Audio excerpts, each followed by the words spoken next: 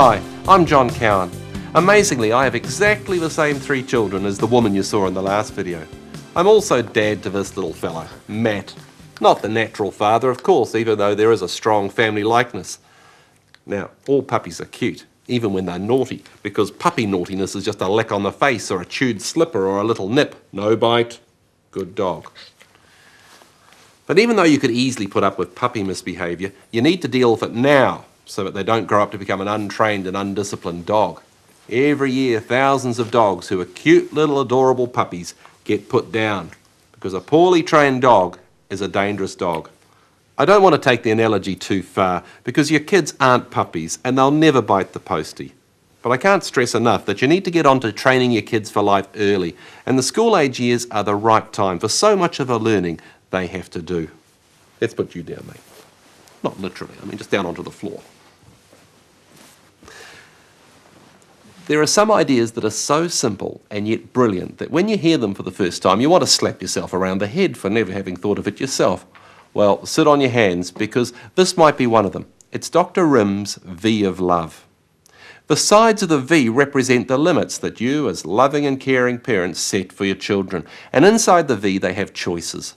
As your kids grow and become more mature, they have less limits and more choices. I think Dr. Rim must have had a dog because it's like gradually lengthening the leash on your puppy as they become better trained.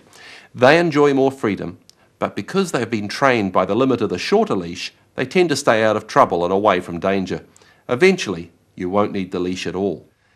Setting limits is a huge part of our job as parents, and we do it because we want our kids to be safe. We want them to learn how to cope with things, but before they've learned how to cope, our limits keep them safe. The less they know, the more protection they need. And so you see that down the bottom of the V, the sides are very close together. When they're little, they don't have many choices. But as they grow older, you move up the V, and the limits move back, and you have a lot more choices. A dog that's chained up all the time in the backyard is never going to learn how to behave properly running free in a park or on a beach. And the same with the V of love for our children. The limits are important, but so are the choices. Being able to make choices gives a child practice at making decisions. If they make a choice and get to see the consequence of it, then they might make a better decision next time. My kids have freedom of choice when it comes to their pocket money. And they're learning the consequence that when they've spent it all, there isn't any more. It doesn't matter how much they plead, when it's gone, it's gone. It's amazing how they're becoming better savers and wiser spenders. Now, we could have lectured them until we're blue in the face. But a much better teacher has been the experience that each of them has now had of spending all their money unwisely and then not being able to buy the things they really wanted. Remember, our aim is not to get our kids to do what we want them to do. Our aim is to give them the skills and training so that they will choose to do the right things even when we're not there. Of course, you don't want your kids to experience dangerous consequences. You don't want your 6-year-old to discover from experience why playing in traffic is a bad idea.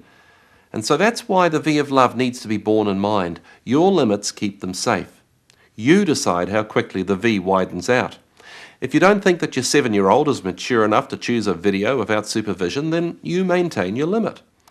But do keep constantly checking the V. Widen it out too slowly and they'll get frustrated and may rebel against your limits. The rules and limits you have for a 7-year-old are not appropriate for a 9-year-old, and the rules for your 10-year-old are going to have to be revised again and again as your child heads into puberty. Please note, though, that you're changing your rules, not your standards. Some things, like honesty and kindness and respect, are not going to be things that they're ever going to grow out of. You might even like to explain to your kids about the V of love, so that you don't get the "that's not fair" response when an older child is allowed a choice the younger ones aren't. Kids actually enjoy this regime. They enjoy the fact that as a 7-year-old they're allowed to climb the tree they weren't allowed to climb when they were 6.